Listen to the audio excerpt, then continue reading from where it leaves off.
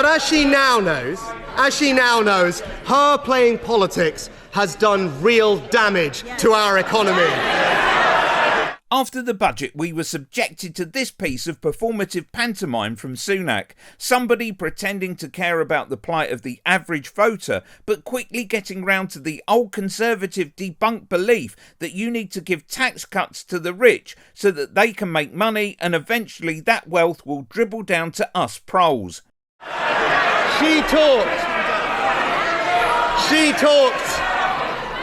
talked about being a Bank of England economist. Well, as the Bank of England's former chief economist has said, Labour's approach has generated fear and foreboding and uncertainty amongst consumers, businesses and investors. So what a refreshing change that Liberal Democrat leader Ed Davey had a measured and considerate response to the budget. Here it is in its entirety. Thank you, Madam Deputy Speaker. It's a pleasure to follow the Chair of the Treasury Select Committee, and I wish her all the best in her new role, especially her promise to scrutinise this budget very, very closely. And I join with her in noting that this is a very historic day, the first budget that's been presented by a female Chancellor. And I want to congratulate the Chancellor, and I'm sure she's blazing the trail for women and girls who are watching our proceedings today. Madam Deputy Speaker, there can be no doubt about the enormous task that was facing the Chancellor today.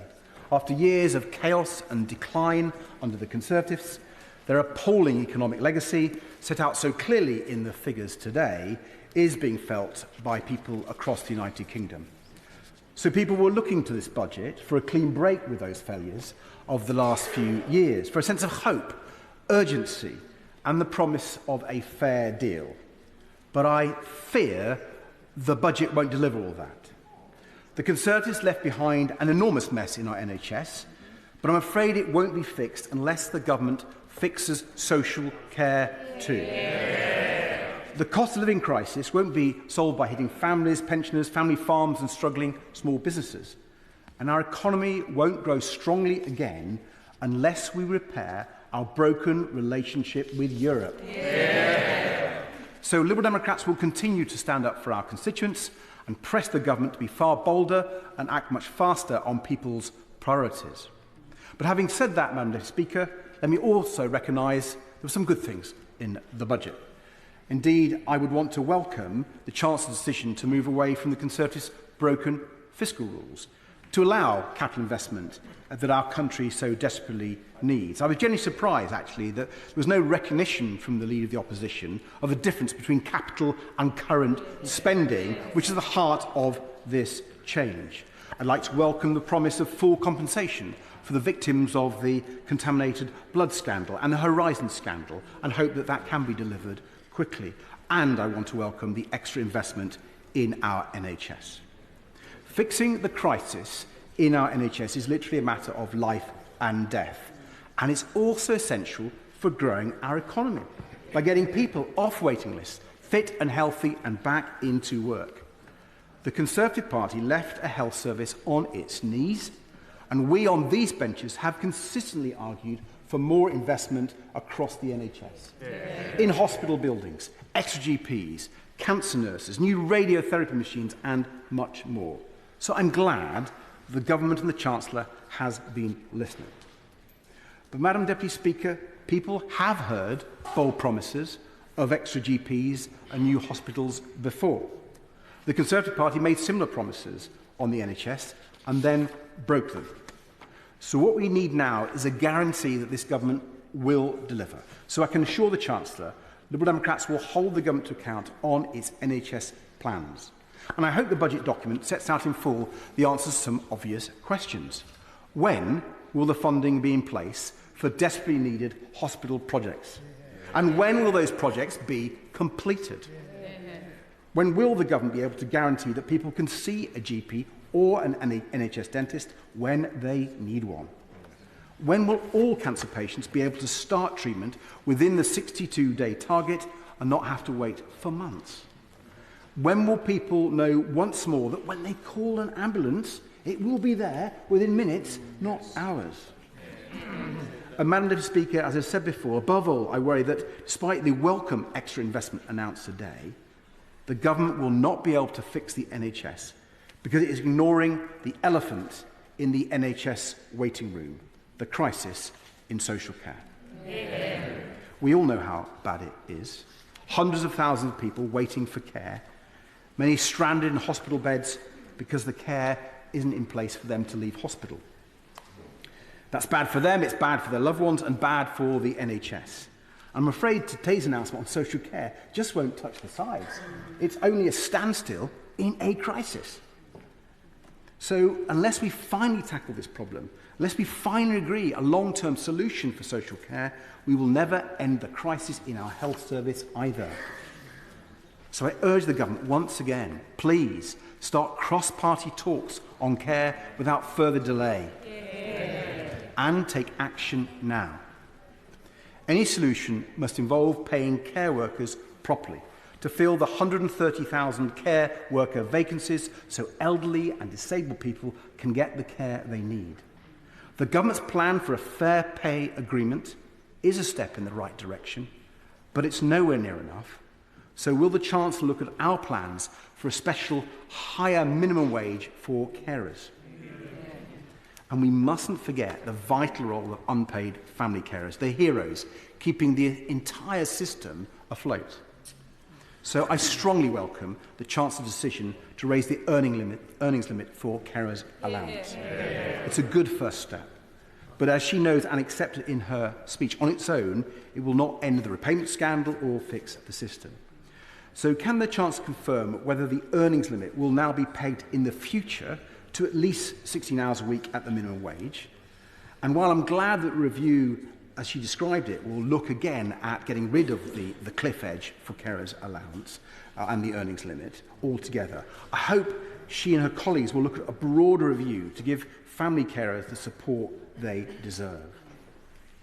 Madam Deputy Speaker, the Conservatives' cost of living crisis has hit family carers particularly hard, but they are not alone. Practically no one has been left untouched by rising bills, higher mortgage payments, and soaring food prices.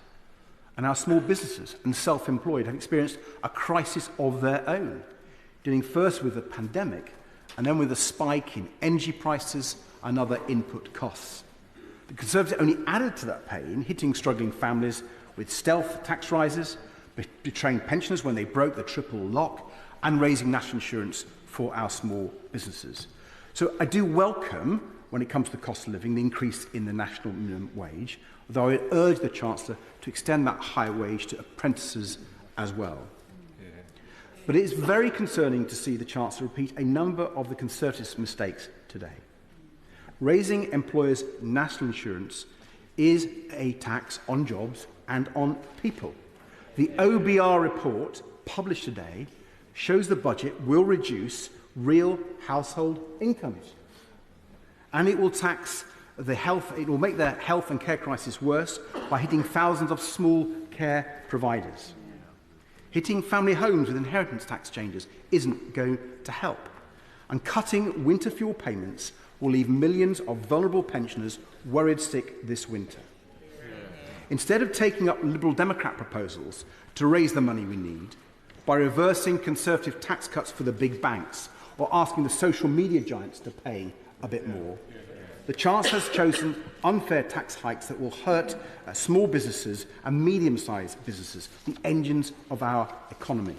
They've already paid too high a price for the Conservatives' economic failures. Forcing them to pay even more simply isn't right. Another Conservative mess that I fear this budget will not begin to clean up is the crisis in local council funding.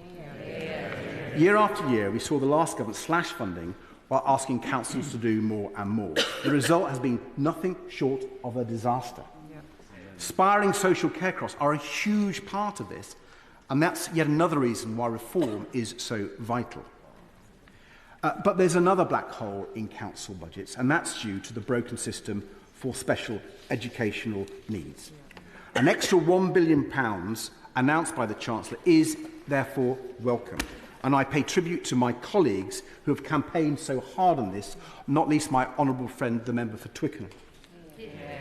But I feel the crisis in SANE budgets that's been left by the Conservatives is much bigger than that. Last week, the National Audit Office laid bare the sheer scale of the problem, with half of children waiting more than the 20-week limit for an education, health and care plan, and 43% of councils at risk of bankruptcy. The severity of the crisis left by the Conservatives speaks for itself, and so we need to act with even greater urgency to tackle it. So we will be pressing the government to give this House a clear timeline for reform, because neither children, parents or councils can wait any longer. Madam Speaker, the Chancellor has said her main objective is economic growth, and she's right on that. We all agree that we need to get our economy growing strongly again so we can create the jobs and the opportunities for everyone and raise the money that our public services need. We need a real plan to do that, not just to stop things getting worse or just return to business as usual, but to build the economy of the future. An economy that is genuinely innovative, prosperous and fair. Part of that is fixing the health and care crisis. That will be crucial. So we're managing the public finances responsibly and giving businesses the certainty and stability they need to invest in our economy. And so we're investing in cheap, clean, renewable power to drive a strong recovery, bring down energy bills and create secure, well-paid jobs. And I welcome the steps the government has taken on this so far. But we must also back small businesses much more. They are the beating heart of our local economies. So I'd urge the Chancellor to go further than today's announcement on business rates and to make a historic change by overhauling the broken business rate system that's destroying our high streets and town centres. Tinkering around the edges simply won't be good enough any longer. And finally, Madam Speaker, one more crucial ingredient for growth, fixing our broken relationship with Europe. Removing the Conservatives' trade barriers would be a massive boost for British jobs, British business and the British economy. But by ruling out important steps like a youth mobility scheme or key long-term goals like membership of the single market, the government is trying to grow our economy with one arm tied behind its back. So, Madam Speaker, in July, the British people kicked out of office one of the most damaging governments in our country's history. On the Conservatives' watch, we saw living standards fall, the economy stagnate, and public services decline. And no government would have an easy time turning that around. But people were looking to this budget for hope and a genuinely new direction, for urgent action to fix health and care crisis, for a break with the last government's mistakes on tax, for a plan to grow our economy and rescue local councils on the brink, for a fair deal. Yes, there were big and difficult decisions for the Chancellor to make, but I fear she has got too many of them wrong. We needed a different budget to repair the damage done to our country and to give people the fair deal they deserve. For our constituents, these benches will push the government to do far more for our economy, NHS and care. They are what Liberal Democrats will always champion. Click here for GB News has a fit over getting a fine for being biased.